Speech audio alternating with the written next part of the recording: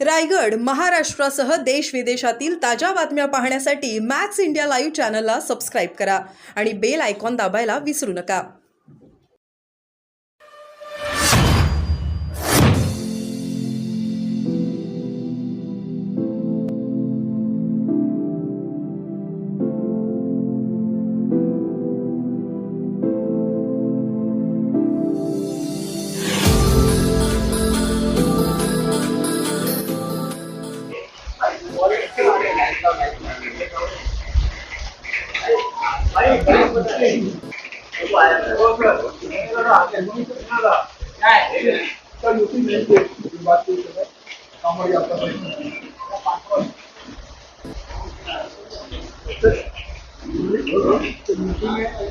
को लेकर एक विवाद चल रहा है.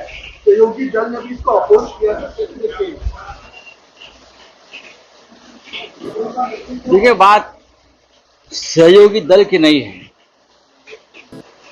बात नीतीश कुमार और चंद्रबाबू नायडू की है, बात अपना दल की है, बात चिराग पासवान जी की है.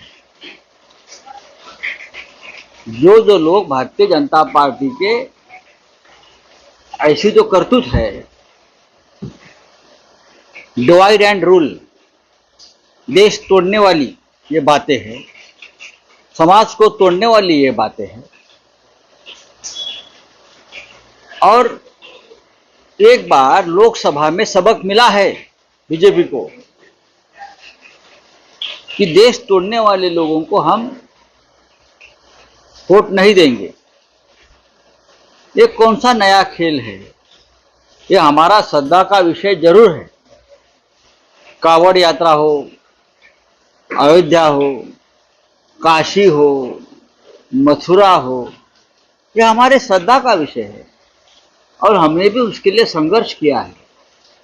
शिवसेना ऐसी पार्टी है, हिंदुत्व के लिए बीजेपी से ज्यादा अगर संघर्ष किसने किया होगा, खून बहाया है, बलिदान दिए है, वो शिवसेना है. अमित शाह जी और नरेंद्र मोदी जी नहीं है, हम है वो. आप अभी नकली लोगों को साथ में लेकर बैठे हो, वो नहीं थे, हम लोग थे. तो हिंदुत्व के बारे में हमको ज्यादा चिंता है. लेकिन ये दर दिन हिंदू मुसलमान, भारत पाकिस्तान, ये खेल कब तक चलेगा? अब दुकानों के ऊपर, होटलों के ऊपर आप जाति धर्म के आधार पर नेम प्लेट लगाओगे. क्या आप देश को फिर एक बार तोड़ना चाहते हो? डिवाइड करना चाहते हो? विभाजन करना चाहते हो? और उससे आपको फायदा होगा ऐसा अगर लगता है तो देश का नुकसान हो रहा है. हमारा देश में जो एकात्म था, एकता थी, उसे आप तोड़ रहे हो. तो इसलिए मैंने, आप जो बोल रहे हो ना सहयोगी दलों को, अरे सहयोगी दल तो गुलाम है, सत्ता के चोर है. नीतीश कुमार जी, उनकी क्या भूमिका है? चंद्रबाबू नायडू जी, उनकी क्या भूमिका है? उस बारे में बताइए खुलकर आकर सामने.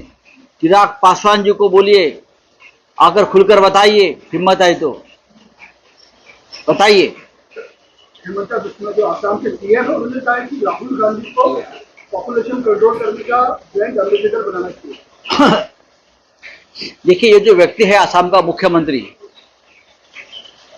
तो जिस तरह से अपने बयान हमेशा देता रहता है, भारतीय जनता पार्टी का कैरेक्टर क्या है वो अगर देखना है तो आसाम के मुख्यमंत्री का डीएनए टेस्ट करो, वही बीजेपी का कैरेक्टर है. सर, वाघ नशा आली आहे, मात्र सत्ताधाऱ्यांनी विरोधात ठेवलं जातं की वाघ नशा आहे, नकली म्हणणारे त्यांना हे नकली वाघ ये कौन बोलता है? बेईमान लोक. हे कोण बोलता है? हे बेईमान लोक. खंडूजी खोपडे, सूर्याजी पिसाळ यांची औलाद हे आम्हाला नकली बोलणार. ज्याने शत्रूशी हात मिळवणी केली, ज्याने हिंदुहृदय सम्राट बाळासाहेब ठाकरेंच्या विचारांच्या पाठीत खंजीर खुपसला, हे आम्हाला नकली बोलणार. मुळात वाघनखा ऐतिहासिक आहेत असतील, छत्रपती शिवाजी महाराजांनी खरोखरच ती वाघनखं वापरले असतील तर आम्ही तर प्रणाम करतो वाघनखांना. पण इतिहास सांगतो, इतिहास तज्ञ सांगतायत आणि लंडनचं म्युझियम सांगते खात्री नाही की ती वाघनखं तीच आहेत का, याविषयी कोणीही खात्रीनं सांगू शकणार नाही. तुम्ही जसं एकेकाळी भारतीय जनता पक्ष गंगाजलाच्या बाटल्या विकत होतं मतांसाठी, 1991 नंतर देशभरात गंगाजलाच्या बाटल्या विकत होते. कुठलंही पाणी भरायचे आणि गंगाजल म्हणून विकायचे. कुठलंही पाणी भरायचे बाटल्यामध्ये आणि गंगाजल म्हणून घरोघर विकायचे. त्या पद्धतीनं या सरकारनं छत्रपती शिवाजी महाराजांसंदर्भात जी श्रद्धा आहे महाराष्ट्राच्या मनात, त्या श्रद्धेचा हा व्यापार चालवलेला आहे. वाघनखं ही काय मतं मागण्याची वस्तू आहे का, राजकारण करण्याची वस्तू आहे का? ऐतिहासिक आहे, श्रद्धेची जागा आहे आणि लोकांना फसवताय तुम्ही. ही फसवणूक तुमच्या अंगलट आल्याशिवाय राहणार नाही. त्यांचं म्हणणं आहे की उपमुख्यमंत्री त्यांचं ते म्हणजे कोण, त्यांचं म्हणजे कोण, ते कोण, आणि बुद्धी देखील तुमची नक्की त्यांचा कोण, ते कोण, ते नाव घ्या ना, ते कोण, उपमुख्यमंत्री देवेंद्र कोण, फडणवीस म्हणतात त्यांचा काय संबंध इतिहासाशी फडणवीसांचा. छत्रपती शिवाजी महाराज, इतिहास, जय भवानी जय शिवाजी मतांपुरतं बोलायला ठीक आहे, त्याचा संबंध काय मला तरी सांगावं ना.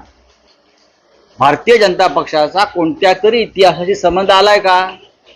भारतीय जनता पक्षाचा संबंध ना स्वातंत्र्य संग्रामाशी आला, भारतीय जनता पक्षाचा संबंध ना या राज्यातल्या ऐतिहासिक असा संयुक्त महाराष्ट्र लढ्याशी आला. भारतीय जनता पक्षाचा संबंध ना आणीबाणीतल्या संघर्षाशी आला. आणीबाणीमध्ये सुद्धा समाजवादी सोशलिस्ट पक्षाचे लोक तुरुंगात होते प्रामुख्याने. बाकीचे सगळे लोक संघाचे होते, ते माफी मागून बाहेर आलेले आहेत. वाघनखाचा अपमान, शिवरायांचा अपमान, मात्र वाघनखाचा अपमान वाघनखाचा अपमान कोणी करत नाही. वाघनखाचा अपमान देवेंद्र फडणवीस, एकनाथ शिंदे आणि अजित पवार करतायत. इतिहासाचा अपमान करतायत हे लोक. काहीतरी स्वतः डुप्लिकेट आहेत, त्याच्यामुळे त्यांना डुप्लिकेट मालाविषयी आकर्षण आहे. आम्हाला छत्रपतींच्या वाघनखांविषयी अत्यंत नितांत आदर आहे आणि आमची श्रद्धा आहे. पण तुम्ही या महाराष्ट्रात निवडणुकीच्या तोंडावर वाघनखं आणून आधी स्वतःची नखं कापा, स्वतःची नखं कापा नीट, बरं का, आणि मग वाघनखांवर बोला. चला अभ्यासकांनी त्याच्या केस स्टडी मधला एक दावा केलेला आहे की कोरोना काळामध्ये भारत सरकारने जी मृत्यूंची संख्या दाखवलेली आहे त्याहून अधिक मृत्यू इथे झालेले आहेत, देशामध्ये नक्कीच झालेले आहेत.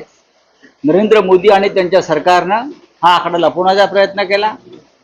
पण ज्या गंगा मानं त्यांना गोद घेतला असं म्हणतात, त्या गंगा मातून ज्या प्रकारे प्रेत वाहत होती, बरं का, ते पाहिल्यावर सत्य काय होतं जगाने पाहिलं. चला मुख्यमंत्री ने कहा है कि ये गर्व की बात है, क्या चुनाव को जो लेके आएंगे टाइगर के मौजूद आए. अगर वो वाघनखं जो है वो सचमुच छत्रपति शिवाजी महाराज की है तो गर्व की बात है. लेकिन इतिहास एविडेंस ये नहीं कह रहा है कि ये सचमुच छत्रपति शिवाजी महाराज की वाघनखं नहीं है. हमारे यहाँ के जो इतिहास के तज्ञ हैं या जो लंदन का म्यूजियम है, उनको भी ये खातरी नहीं है, विश्वास नहीं है कि वो वही है जो वाघनख छत्रपति शिवाजी महाराज ने यूज किए हैं.